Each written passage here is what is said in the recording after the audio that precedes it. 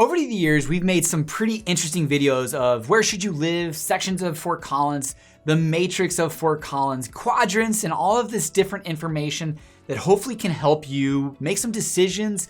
But as years go on, there's kind of different things that we look at, different areas, and kind of a different type of analysis. And today we are going to look at where should you live in Fort Collins, Colorado. Now you've already decided Colorado, maybe the region, Northern Colorado, the county, Larimer, Colorado.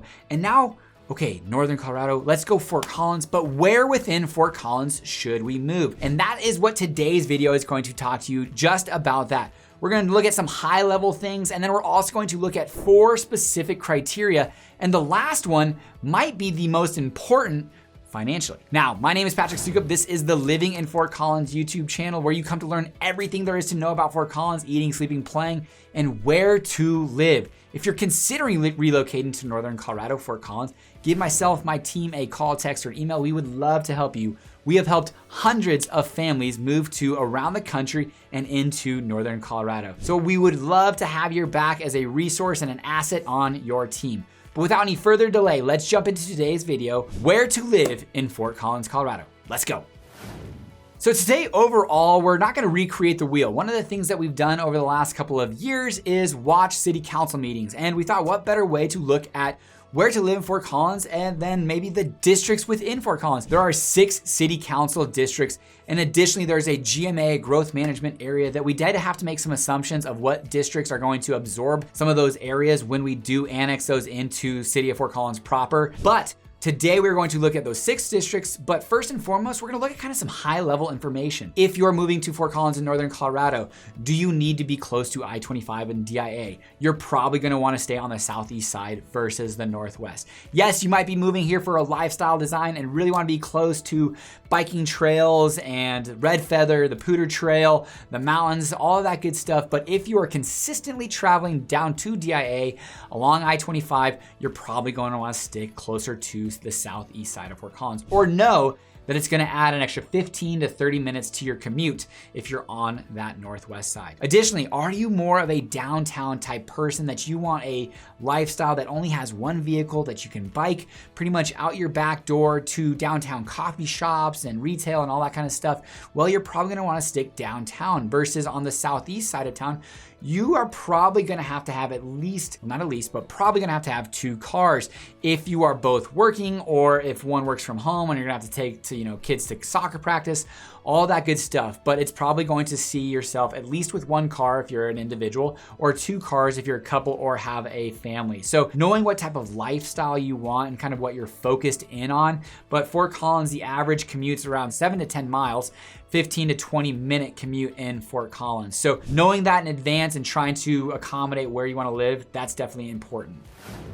And finally, one last little thing to consider if you're moving to Fort Collins and maybe you explored Fort Collins in an RV. We've actually had clients that have lived for either a few weeks or even months in an RV and explored Fort Collins and used that as kind of their home base. But hey, after you buy a house, you kind of need to store that RV or sell it. Or maybe, hey, you are a big boat person, want to take that boat up to Horsetooth Reservoir, have a boat and need to store it and don't want to pay for storage. You might want to live in a neighborhood that doesn't have an HOA, which means you're probably going to be south of Harmony because you're going to be in a neighborhood before really 1980s.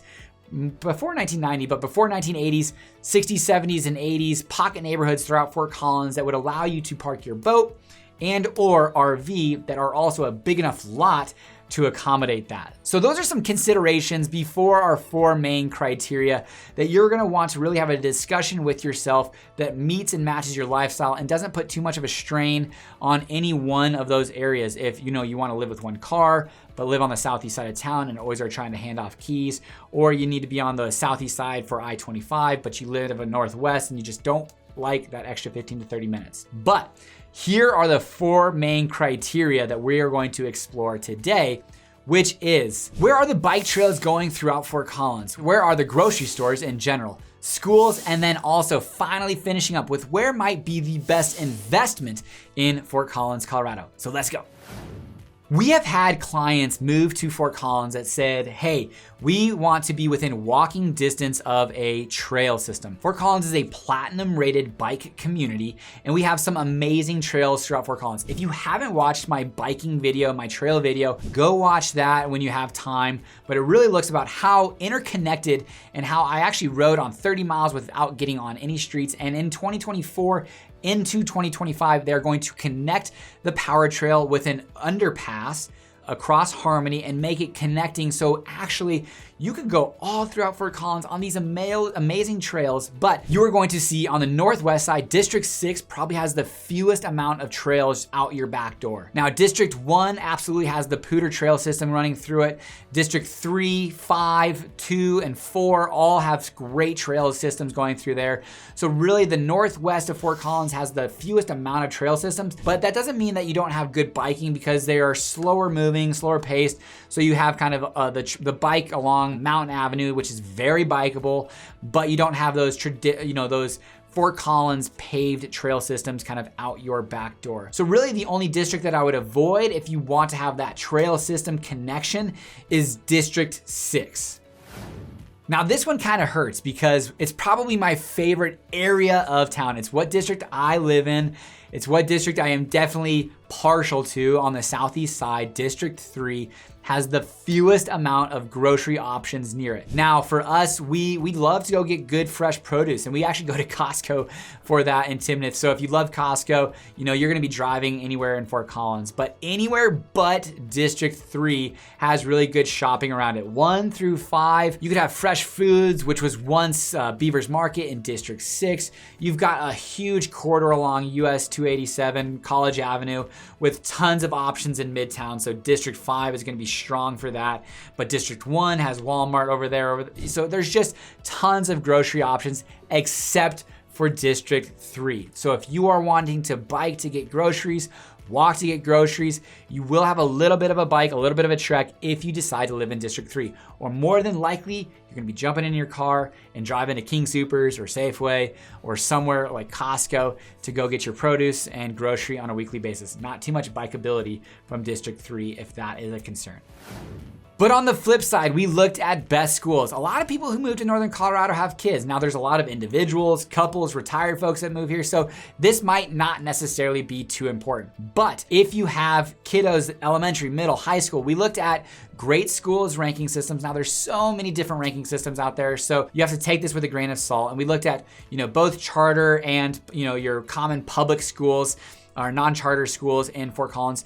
And we focused obviously on the Poudre School District, which is a very desirable school district in Northern Colorado. But you will absolutely see District 3 commands attention when it comes to best schools. Now you've got Rocky Mountain, you've got Polaris, you've got Liberty Commons all over the place in different districts, but a vast majority of our top ranked schools are going to be in District 3 on the southeast side of Fort Collins. You've got Preston, Fossil Ridge High School, Kennard, Trout, Zach, all of these great schools, whether it's elementary, middle school, or high school, really focusing in and around District 3.